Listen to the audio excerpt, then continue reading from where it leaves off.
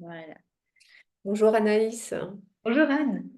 Alors, on s'est rencontrés il y a quelques années, hein, quand voilà, tu es venue me présenter ce que tu faisais. Et puis, quand tu as parlé de symptothermie, moi, j'y comprenais rien du tout. Je savais pas du tout ce que c'était. Donc, explique un peu ce que c'est la symptothermie.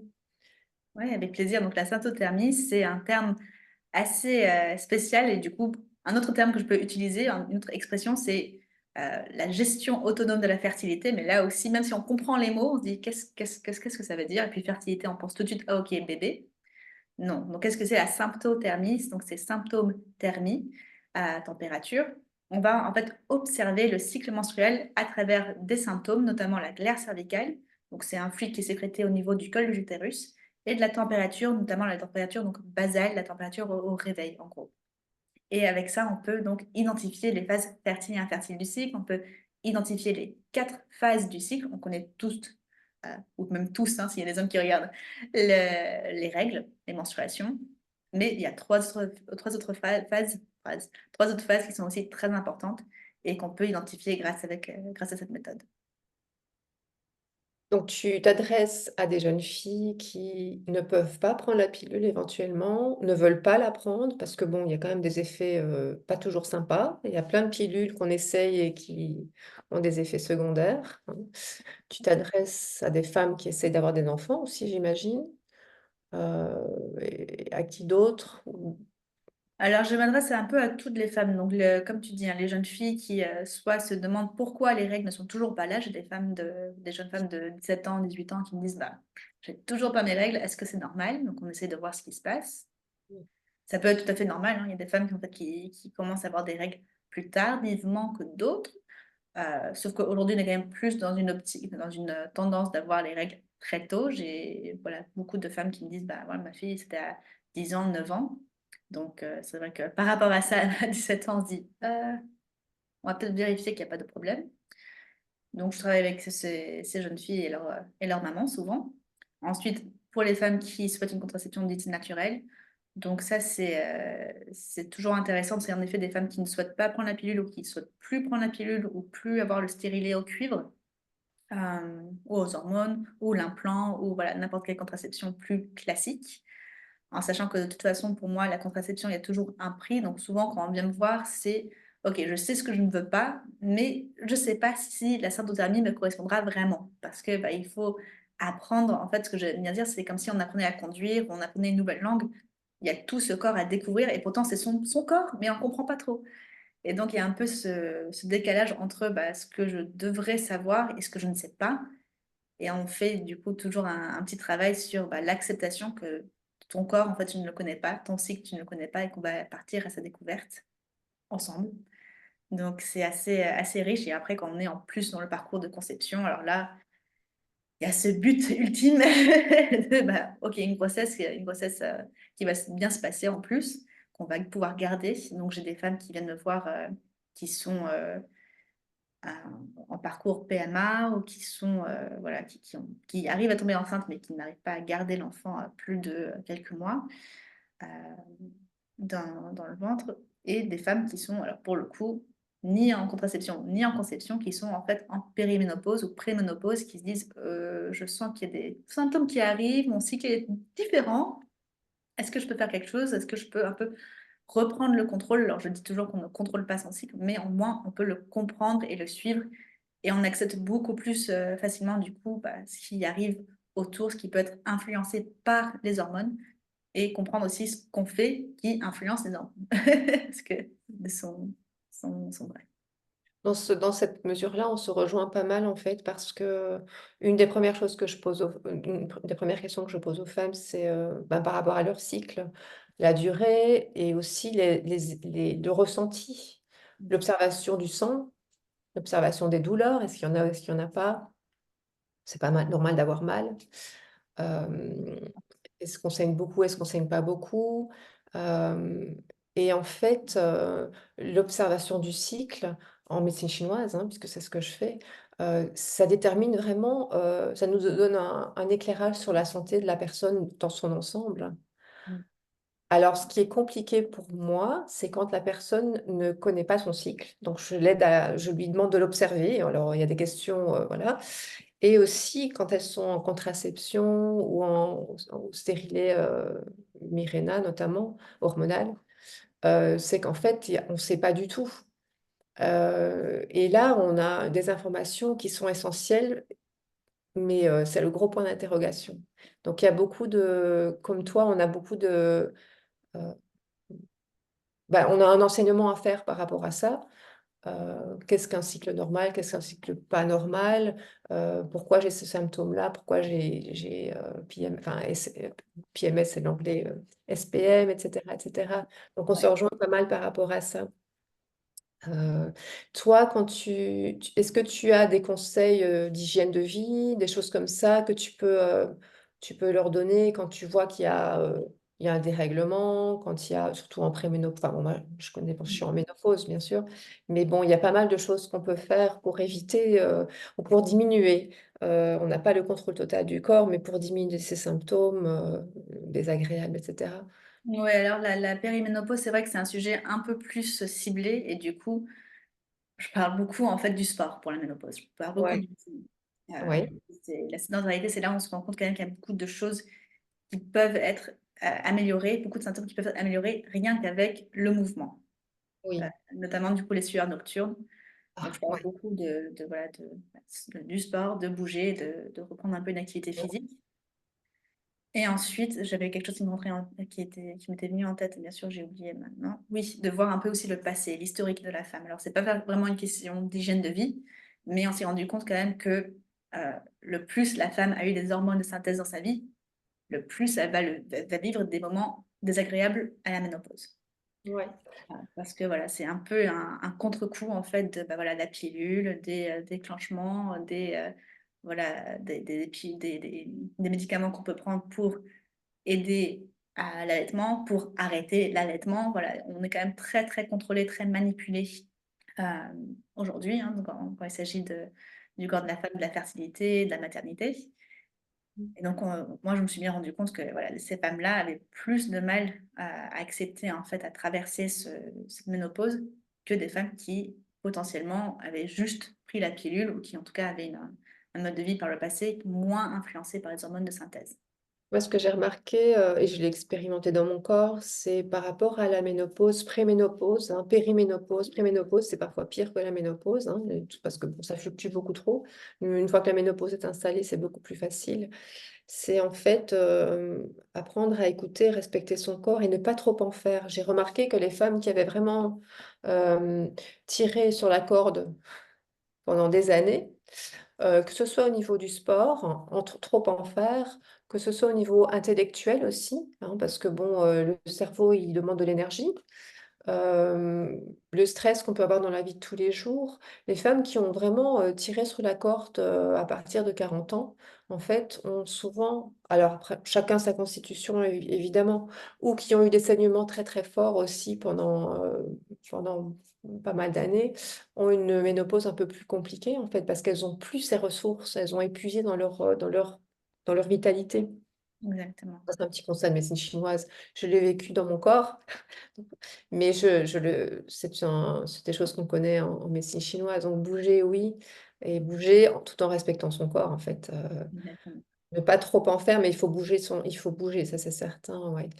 Euh, Ouais, c'est ça qu'on. est-ce- Tu as beaucoup de jeunes filles, tu as des jeunes filles qui apprennent à connaître leur corps et on n'a pas cet enseignement, hein, parce que déjà les mamans en général ne le connaissent pas nécessairement, on ne nous a pas appris ça.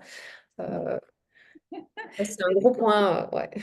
On peut pas transmettre. Et du coup, j'ai des clientes qui après me disent bah, j'en parlerai à ma fille. Ouais. Ou j'ai en effet des mamans qui viennent me voir et qui me posent des questions pour leur fille, juste pour vérifier que ça va. Donc, elles viennent avec leur fille ou pas. Mais ouais, c'est un sujet quand même qui est assez intéressant parce que ben, il y a plein de questions et que ben, justement maintenant qu'on en parle un peu plus, il y a ce désir, cette volonté d'apporter des réponses. Mais la maman, heureusement, entre guillemets, sait qu'elle ne sait pas. Et donc, elle va voir quelqu'un qui en connaît plus et qui peut au moins donner des informations essentielles pour comprendre le corps, comprendre par la suite, OK, bah, quelle contraception utiliser. J'ai des femmes qui me disent, OK, moi, je ne veux pas prendre la pilule. j'ai appris que ma fille prend la pilule, euh, qu'est-ce que je peux lui dire, comment est-ce que ça marche vraiment, et si elle décide de l'arrêter, comment est-ce que je peux l'accompagner, etc. Et voilà, l'idée, c'est toujours de respecter le choix de chacune parce que bah, c'est ça les libertés, mais en même temps, de toujours chercher à transmettre ce qu'on sait pour améliorer la vie de son enfant. Parce qu'on a toujours envie de manière que l'enfant ait une meilleure vie que nous, et qu'on se dit, bon, bah mince, j'ai mal transmis quelque chose, j'ai mal fait mon travail, entre guillemets, si elle fait ce choix-là. Alors qu'en fait, le choix de contraception, pour moi, c'est toujours une question de bah, qu'est-ce qui me va, qu'est-ce qui me correspond aujourd'hui. Bien sûr, ça évolue. Malheureusement, ouais. Malheureusement pour les jeunes filles, hein, souvent, la question de la pilule, c'est parce que ah, ben, j'ai de l'acné et du coup, tu connais, je Oui. pense, ce Alors, sujet. alors qu'il y a beaucoup de l'acné, c'est simplement la surface. Il se passe beaucoup de choses à l'intérieur et l'acné, c'est ce qui se passe juste seulement en surface, alors qu'on peut faire beaucoup de choses. Ça prend du temps, mais on peut faire beaucoup de choses naturellement, en fait. Ou alors, oui, moi, ce que j'ai, c'est syndrome des ovaires polykystiques, ou tout ce qui est endométriose, ou ben oui, où c'est le recours aux hormones, et on peut comprendre parce que c'est compliqué. Mais c'est un syndrome général, il n'y a pas que les ovaires qui sont touchés, même l'endométriose. Ouais. C'est un... En fait, enfin bon, par expérience, quand on bloque un fonctionnement qui est naturel dans le corps, il y a d'autres choses qui se manifestent ailleurs. Et on ne fait pas le lien entre ce qui se manifeste ailleurs et la problématique qui a été nommée, en fait. Donc, il faut voir le corps dans son ensemble, et c'est ce que tu fais aussi, en fait, voir le corps dans son ensemble. C'est pour ça on se rejoint pas mal. Alors toi, tu travailles beaucoup, bah, tu travailles entièrement avec les femmes. Je pense que tu travailles avec les hommes aussi, hein, j'imagine. Je travaille avec Ouais. les femmes, les couples, hein, c'est souvent les couples qui viennent me voir. J'ai beaucoup de chance parce que du coup, j'attire voilà, les hommes aussi et pas que les femmes, même si on dit ah, mais c'est un sujet de femmes, etc. Pour moi, la gestion de la fertilité, c'est voilà, qu'on souhaite un enfant ou pas, c'est un sujet de couple, hein. Bon, après, j'ai beaucoup de femmes qui viennent aussi juste pour leurs problématiques et qui ne sont pas en couple, qui sont voilà, actives, mais qui n'ont pas de personne spéciale avec qui elles veulent venir en consultation, mais voilà, qui viennent me voir quand même, bien sûr. Et les couples, voilà, tout de suite, enfin, c'est magnifique, parce qu'on voit aussi l'homme qui change, parce que la femme change. Elle va influencer du coup bah, son chéri, son amoureux. Et ensuite, vraiment, alors régulièrement, j'ai un homme qui me dit, ah, quand même, ce serait bien si nous aussi, les hommes, on avait un cycle. Ah, Un cycle menstruel. c'est Ah! intéressant. Ouais, ils ont aussi des problèmes, c'est pas cyclique, mais Exactement, j'ai dit, c'est des pas un cadeau, mais problèmes. bon, moi je l'ai vécu comme une malédiction pendant très longtemps, hein, le fait d'avoir ces règles, etc. Et je me suis dit, oh, j'aurais tellement aimé être un homme, donc entendre des hommes maintenant me dire, ouais, au final, c'est cool, enfin, nous aussi on aimerait bien faire ça. Oui, C'est oui, pas, hein. Comme quoi, chacun son. C'est yin-yang en fait. oui, oui. Chacun Euh, ses qualités, sa beauté, quoi, donc c'est cool. Tu as d'autres choses à rajouter ou des choses Euh, qu'on ouais. a envie de partager? Toi, tu travailles beaucoup à distance. Bon, les deux, je pense que tu fais du distance et tu travailles aussi. En face à face, enfin en présentiel, hein. Ouais, Alors maintenant, je suis en Suède, donc je fais ça en Suède, mais en présentiel avec les expats notamment qui vivent aussi à Malmö, donc au sud de la Suède, et à distance avec des personnes qui sont en France, en Belgique, en Suisse, ouais, surtout en France, Ok. et du coup à distance. Donc c'est vraiment très sympa. Une des questions qu'on peut me poser, c'est ah, donc il n'y a pas d'examen, il n'y a pas de. Non. C'est une Ah oui, bien éducation. sûr. Ouais, Oui, c'est bien. Du coup, ça touche. ouais, Voilà, vu que la contraception est tellement enfin, c'est médical. Donc, moi, c'est oui, vraiment. Voilà, c'est une contraception dite naturelle, hein, c'est syntothermie. Pour moi, c'est vraiment la gestion autonome de la fertilité. Il n'y a rien de médical là-dedans. C'est scientifique parce que ça a été développé par le professeur Rutzer, pardon, professeur Rutzer, donc un Autrichien qui était un médecin. Mais voilà, moi, je ne suis pas de professionnelle de santé. Je- Tu demandes. Est-ce que tu demandes parfois à la femme, moi je le fais à distance, en présentiel bien sûr je le fais systématiquement, mais à distance, je travaille beaucoup à distance aussi donc c'est un peu plus compliqué. Tu demandes à la femme, de sentir alors toi tu utilises le thermomètre spécial le matin avant de se lever et cetera. Bon moi je fais pas ça. Le thermomètre moi ça m'aide à voir si ce que je donne en phytothérapie fonctionne. Ah ah, OK. C'est un indice en fait. Mmh. Je vais pas, demander le thermomètre s'il y a un changement et avec le changement, je vais adapter. Non, je donne une phytothérapie et puis ensuite on verra s'il y a un changement au niveau du thermomètre. Enfin bon bref, c'est un peu technique tout ça.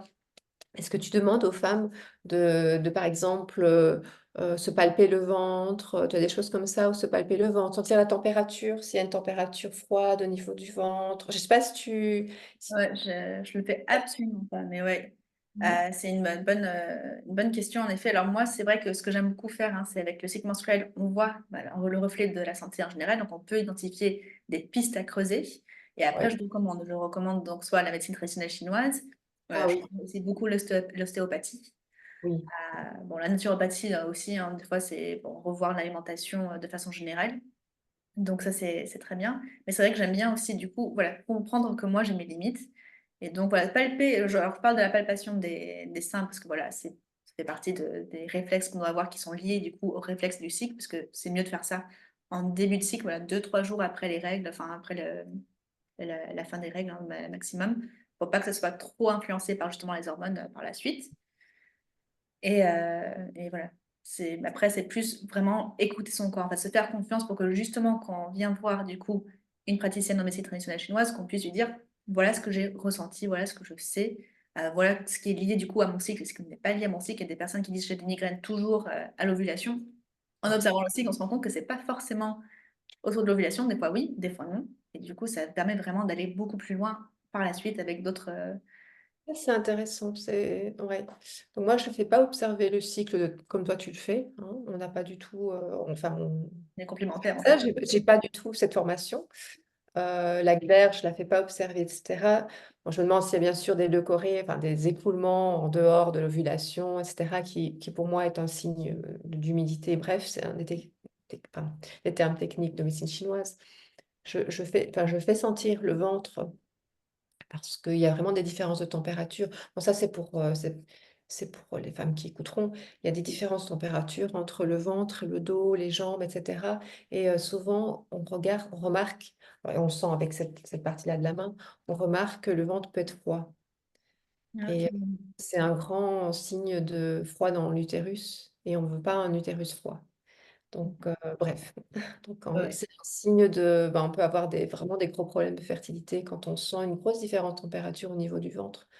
Souvent, il y aura des problèmes digestifs et cetera, mais ça reste un peu technique. C'est pour ça que je te posais la question si, mais toi ça tu vas observer d'une autre façon, en fait. Toi, ça va être la température et cetera, je pense que tu vas Une thermomètre température du, ouais, du corps, en fait, de façon générale, dans la température au repos, parce qu'en fait, avant l'ovulation, on a une température qui est relativement basse, et après l'ovulation, une température qui est relativement haute. Donc, ça permet en fait d'être un double contrôle par rapport à ce qu'on observe avec la glaire pour dire, OK, oui, on peut confirmer que l'ovulation est passée. et quand tu vois en fertilité que la température ne monte pas, à ce moment-là, tu vois Il n'y a pas d'ovulation. il y a un petit souci, ouais, Voilà, ouais. exactement. Ça aussi, la température fluctue beaucoup trop en phase post-ovulatoire. Aussi, il n'y a pas assez, entre guillemets, de température, hein. Si on n'a que 11 températures ou moins de température haute, on se dit, bon, bah ouais, là, c'est une phase lutéale, une phase donc, post-ovulatoire qui est trop courte, donc certainement Ouais, un déficit de progestérone. Donc là aussi, on creuse cette piste-là. Et ouais. c'est vraiment, c'est super intéressant. Et ça intéresse toutes les femmes. Enfin, voilà, on parlait de femmes à la ménopause qui traverse un gros changement, en effet, une grosse transition. Pareil à la puberté, hein, et ça se fait sur des années, c'est pas ok, bon, bah voilà, sur un mois, pouf, c'est bon. Non, ça se fait sur 5 7 ans. C'est vraiment quelque chose de très long. Et quand on remarque, je pense que là c'est pareil avec la médecine traditionnelle chinoise, quand on remarque qu'il y a un déséquilibre ou il y a quelque chose, eh bien, ça prend du temps pour venir retrouver un équilibre, pour accompagner le corps, parce que le corps, de toute manière, il cherche qu'à être équilibré. C'est ce qu'il souhaite. Mais on a besoin de mettre en place des habitudes. Ouais, ça, moi je dis toujours, bon, le plus difficile, c'est quand on essaie d'avoir un bébé, il y a une sorte d'urgence. Mm. Là et je dis toujours, quand je donne de la phytothérapie ou la nourriture, enfin une nourriture c'est particulière, il faut attendre, attendre, attendre parce que le corps doit se reconstruire avant de pouvoir procréer, sinon il y a risque de fausse couche souvent. Donc le plus dur, c'est d'attendre que le corps se solidifie et il faut des mois. On dit 6 mois, nous, mais voilà quoi. 6 mois, c'est idéal, mais c'est vrai que c'est difficile dans ces cas-là. Ouais, 3 mois minimum, quoi, hein. Pour voir des changements, il faut 3 mois. Enfin, on voit des changements au fur et à mesure. C'est Euh, ça. Mais pour mais- vraiment que que ça ouais, prenne racine, c'est 3 mois, parce que le système hormonal a besoin de ces 3 mois. En fait, une ovulation se prépare sur 3 mois. On pense que c'est ouais, juste sur un cycle, mais ouais, en fait, elle se prépare depuis 3 mois. Donc, ce qu'on va faire aujourd'hui va impacter l'ovulation dans 3 mois, pas l'ovulation prochaine ou même celle encore ouais. après. C'est vraiment quelque chose de long. Oui, parce que les années précédentes, les 5, 10 années précédentes, 20 années précédentes ont créé ce déséquilibre. Donc, il faut effacer, il faut effacer entre guillemets ces années précédentes et parfois ça prend le double du temps. C'est toujours ce qu'on dit, ça prend le double du temps. Bon, bref. Mais bon, il y a vraiment des choses à faire. Il ne faut pas désespérer et se dire, oh là là, ça va prendre une éternité. Non, parce que c'est à vie finalement. Ce qu'on fait maintenant, ça va impacter les années qui suivent. Donc, plus on s'y prend tôt, plus ça impacte le reste de notre, euh, de notre vie de femme, en fait. C'est Ouais. ça. Exactement. Voilà, je pense on a bien fait le tour. Qu'est-ce que tu en penses? Oui, je pense aussi. On peut échanger pendant des heures. Ah bah ça oui, on pourrait en parler. Il y a toujours après plus de petites choses à dire. On pourrait parler du bon gras, du bon cholestérol et que bah, les hormones sont fabriquées à partir du bon cholestérol, donc n'ayez pas peur du bon gras. Mais Oui, ouais. et Oui, après ça pourrait nous emmener sur une autre chose, et après du coup sur les plantes, enfin, mais ouais.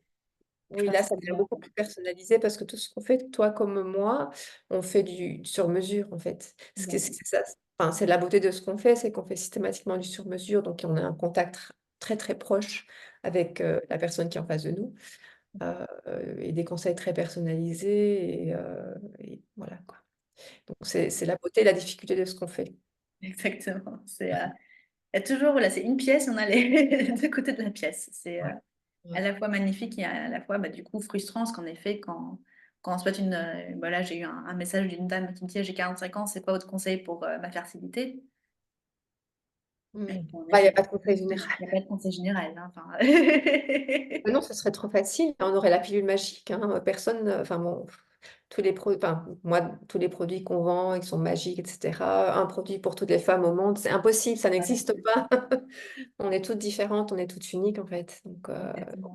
Ce qui va marcher pour l'une ne marchera pas forcément pour l'autre, hein, donc ça, tout faut de pas suite, écouter on ce souhaite que la aider, hein. voisine fait. Faut pas voir la voisine et lui demander ce qu'elle fait parce que ça ne fonctionnera pas pour nous. Exactement. Même sa sœur, hein, même au sein de la même famille. Enfin, on se dit, ah oui, mais moi, Ouais. voilà. Les mamans qui donnent des conseils pour leur fille qui souhaite tomber enceinte et qui n'y arrive pas. Elles n'ont pas eu la même vie, la même nourriture, il y a la génétique qui influence, mais franchement, il y a tellement d'autres paramètres en fait, non, ouais, non, ça OK, c'est sympa. Merci, merci Anaïs. Merci beaucoup à toi, Anne, et merci du coup à celles qui ont regardé la vidéo. Bientôt. À bientôt. Heu